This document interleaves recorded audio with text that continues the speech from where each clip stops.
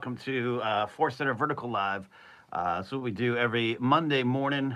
Just me for now. It's possible that I could just press a little button here, and Joseph and Jen could join in. You never know.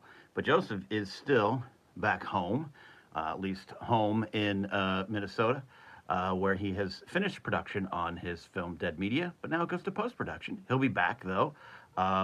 We are going to be expecting Joseph back Wednesday. So here's what we do on Vertical Live. It's me, Ken Napzok of Force Center, and I just sit down literally as I'm getting ready for the show. I guess it's this mic's. Nope, this mic didn't. It didn't connect. The mic didn't connect. The mic was in picture. There we go. All right, maybe we can just put that here. There you go.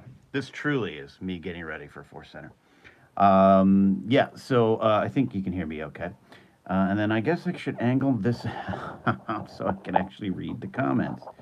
Will Dixon's here. Michael McCarsel's here. So yeah, if you have any questions or comments about this week in Force Center, I'll tell you what's going to happen, and then we can talk a little bit. And then I got to actually record. We do have a special guest. We have a special guest this week. And let me see. I'm working on a thumbnail here. Hold on. So that's the thumbnail for this week's Star Wars Ranked. And our special guest on the Star Wars Ranked is none other than Molly Damon. Molly Damon was in our comment section on our original trilogy Star Wars outfits episode and didn't like some of our choices. She didn't like some of the choices. So I challenged her. I challenged her like a troll in an internet chat room. I said, "You come up." Same thing happened. They've got to work. I don't know if it's my phone or if it's just YouTube Live and an Apple phone. Anytime someone calls me while I'm live, I go away. It was spam. I didn't want to answer it. Didn't want to talk to them. Everything goes black. Suddenly, boom, a voice message pops up, a call from a spam number.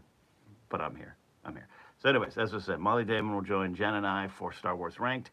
We're recording that first today. It is our favorite prequel trilogy Star Wars outfits. So, yeah, if any of you, yeah, Svetnik, you're right. Stop calling me. So, if any of you have some favorite Star Wars prequel outfits, now the debate that Molly got into with us, she didn't. She just left a comment, but we're going to talk about it on the show. She got into the idea of, we chose Darth Vader and we had Boba Fett on our list, and she felt they weren't outfits because you don't change out of those. An outfit like I guess I have an outfit on today. I got a pod racing shirt from Brian Ward, got my powder blue, baby blue beanie, which kind of picks up the blue accents here. That's an outfit because I can switch it because I have 19 beanies and too many shirts. I mean, not too many Brian Ward shirts. You shall. This everything's going well today. It's a Monday. Everything is just like slowly. I have to like hold this tripod up. Oh, but at least y'all can hear me. Oh my gosh. What was I saying? So anyways, she says Darth Vader's not an outfit. It's more design. It's more armor. It's more of a look. I don't disagree with her. We were just trying to have a all-encompassing term. I thought about calling these episodes our favorite Star Wars looks. But that felt, I don't know. It felt like people might be like, "What's a look? Our favorite glances?" I mean, that could be a ranked. So we got questions coming in. Addie says the flame handmaiden robes. Also we've got. See, this is the problem. I set this up, and so now. There we go. I can't read the questions. There we go. Everything was at an angle. David Mackay says Padme's blue Tatooine outfit. That's a solid one. Addie says Padme lake dress. We're going to get a lot of Padme. And that's as we should. That's why Padme will be on the thumb. But I do love Jay from Nowhere. Palpatine's green purple garb for the Phantom Menace is a fave. I have that on the list. So what I do is I come up with a list and I share it. Today will be with Molly and Jen, and we get to pick. But you get to throw in anything you want. So we'll see. But I just put a section, pick your Padme, because there's going to be a lot of Padme dresses there. Aaron Mutz says Liam Neeson's combo Qui-Gon robes and sunglasses under the umbrella could be a good one. Um, I think that could be good. We got when Luke. Oh yeah, we're talking about looks. Yeah, we should make our favorite Star Wars looks. Just might be most of them will be Harrison Ford. Just doing that. Addie says Trisha Bagar did stellar work on the prequels. These would be tough choices. Yeah, and that's the other thing. Normally we do five choices. We are actually going to do 10 choices. So there you go. Yeah, exactly. Jay from number. Who's scruffy looking? Just that whole look. So yeah, that's one thing I'm preparing for today. If you have some other questions, super chats, anything you want to get to here, let me know. I'll be here for about 15 minutes answering your questions as I get ready for the day. I just got to figure out if this tripod's going to stay where I need it to stay. As you look look into my studio, is the tripod slipping? At least I have a clear camera today, and the Barbara Streisand glow I had last week is gone. Tim Carl socks, definitely in that there. I like that. We'll get to the Disney Plus era shows. There's a lot of good outfits though, and costume design in Andor. A lot of great things in Andor. That's one thing I want to talk about. I finished my Andor rewatch. Finished that yesterday, and God, it was yeah. I enjoyed that show, and sometimes I forget how much I enjoyed that show. And sometimes I'm too busy yelling at Tony Gilroy because I kind of don't like Tony Gilroy as a person. I don't know him, but I don't like him. I don't want to hang out with him. And unfortunately, not unfortunately, fortunately, made a great show with a great writing team. I'm ready to fight the Empire. Yeah, it feels like we all better be ready to fight the Empire. It seems like a little bit what's happening. Um, when I say I'm getting ready for ForceCenter, I'm literally getting ready for ForceCenter. I'm signing into StreamYard and in the right StreamYard account. Chandrillan fashions from Andor or the Bomb. I agree with that, Julian. I think I'd wear what Tay wore. I'd say I wear what Perrin wore, but that doesn't seem.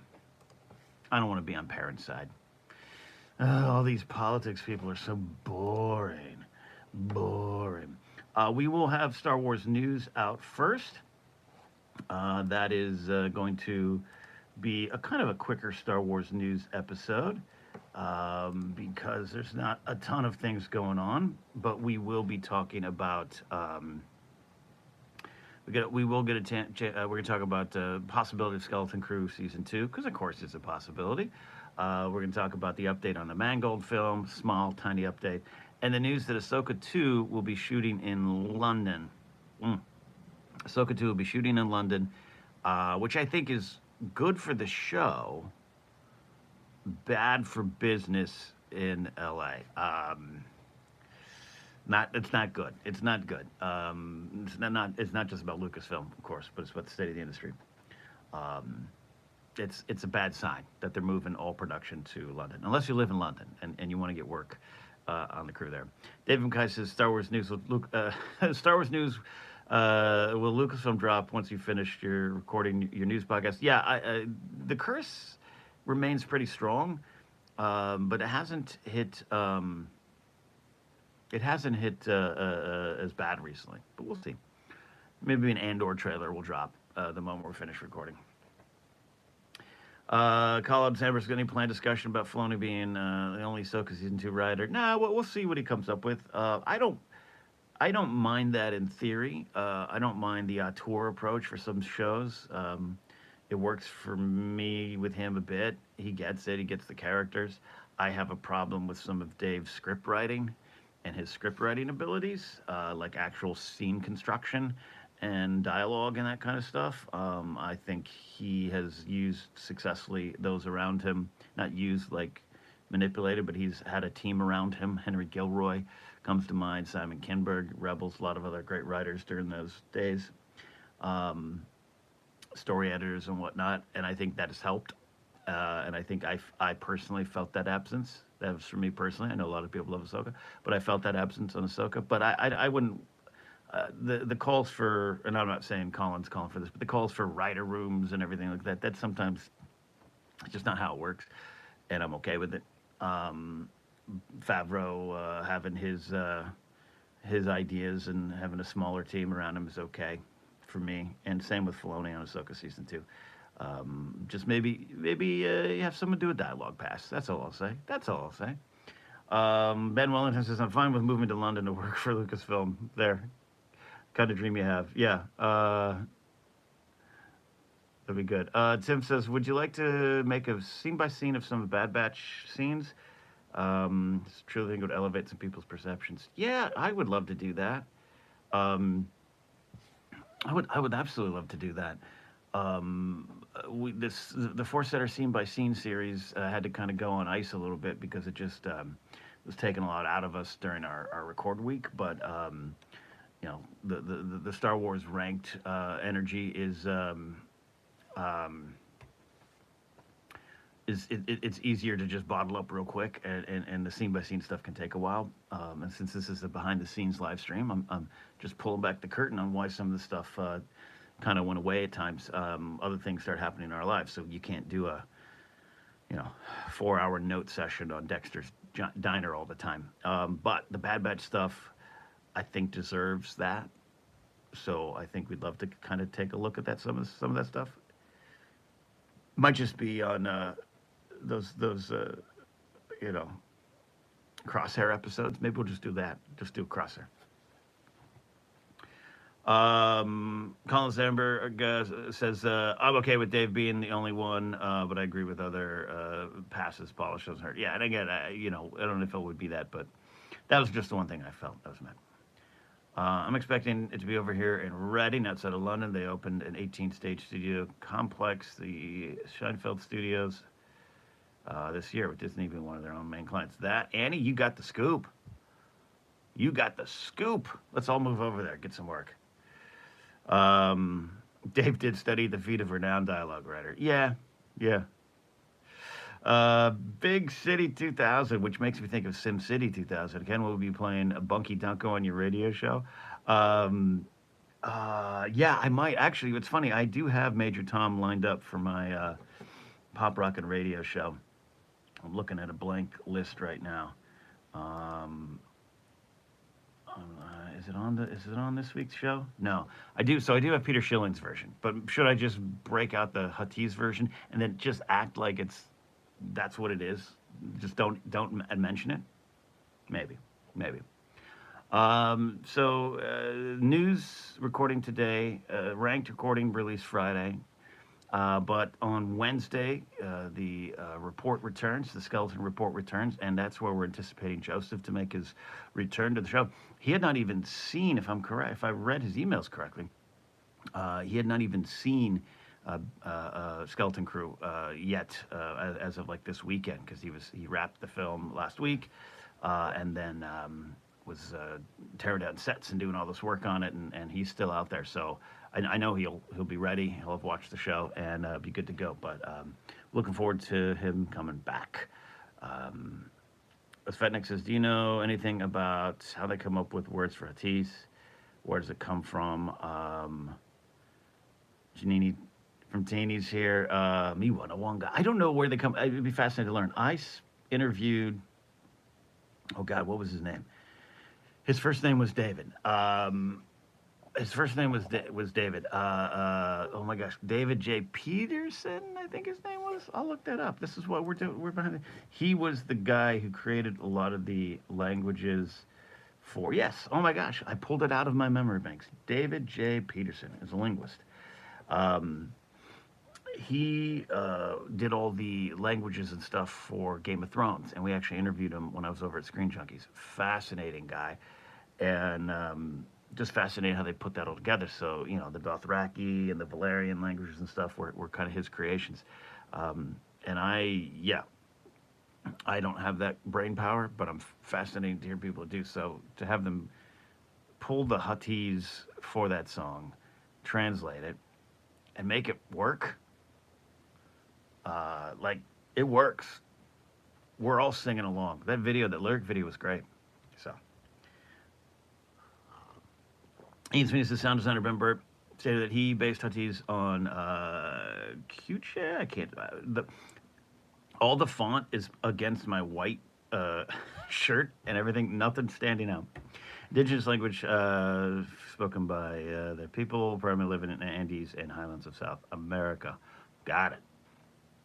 Ben Wellington says Huttese is my favorite Star Wars language. That's a yeah. Maybe that's a Star Wars ranked. I think Huttese would win, but that's fine. Quechua, got it. Quechua, perfect.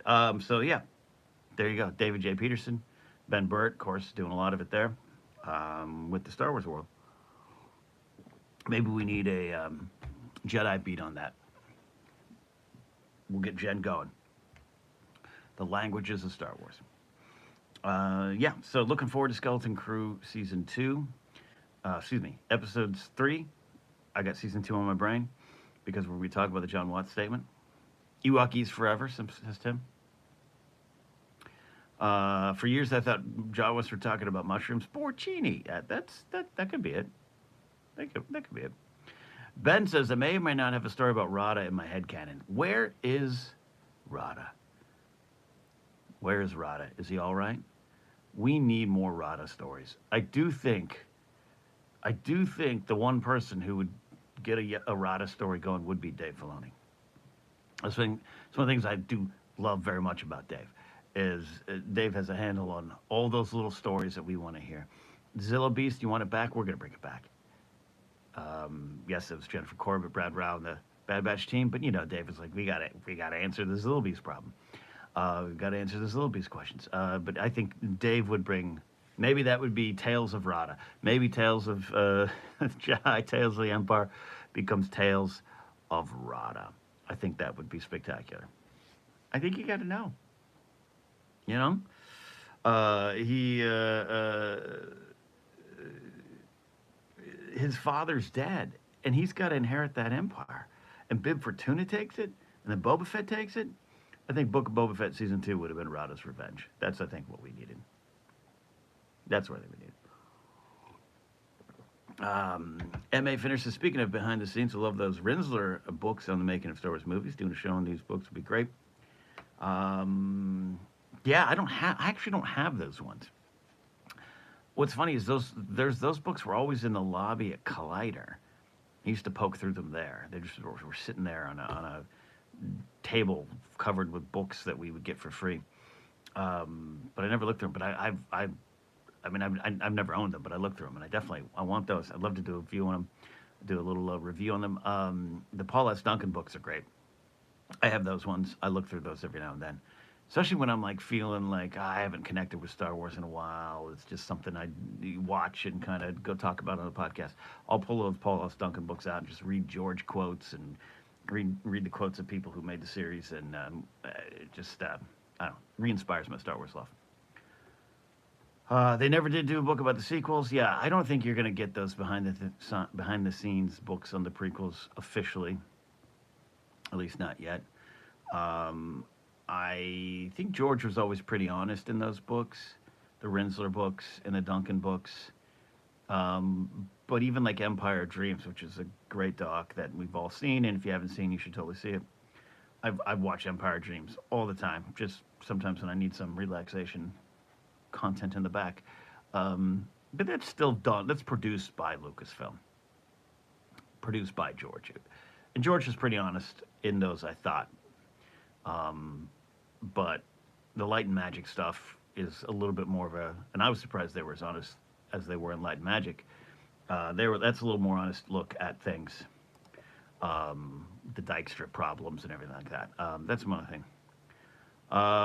Scotty says, Ken, what is the next blank is Why We Love Star Wars episode? First of all, check out the first one. Jar Jar Binks is Why We Love Star Wars with Scotty and Jerry from the Bob Bad cast. I'm not sure. I have a couple potential guests. I just have to choose which one.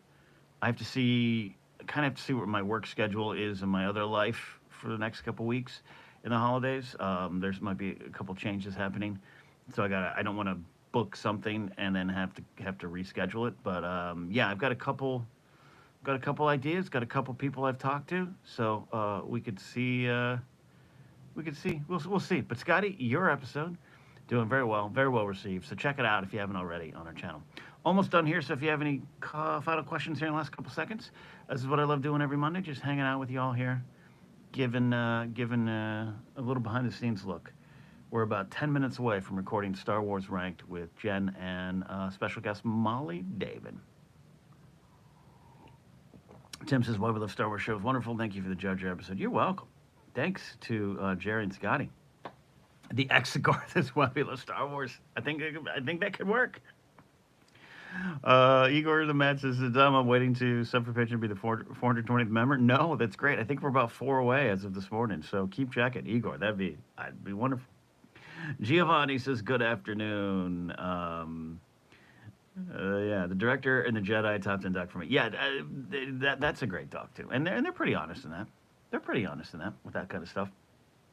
So yeah, all right. I guess I do have to wrap up because I do have to get a show started. So you guys are great. Thanks for hanging out. As I said, here's the updates on the show. We're recording a news episode that comes out as normal. Looking at the possibility of Skeleton Crew Season 2 and some other things. Then we got Joseph returning to the show for the Skeleton Report on Wednesday, episode 3 of Skeleton Crew. Looking forward to that. And then we'll have on Friday, we'll have our very special Star Wars Ranked, our favorite prequel trilogy Star Wars outfits with our special guest, Molly Damon. All right, that's it. Bye-bye. Oh, almost went into Barbara Streisand focus. We'll see y'all. Leave a comment. Leave a super thanks. Leave this video a thumbs up. We'll do more vertical lives. Every Monday we like to do this Hangout one. I'll see ya. Bye.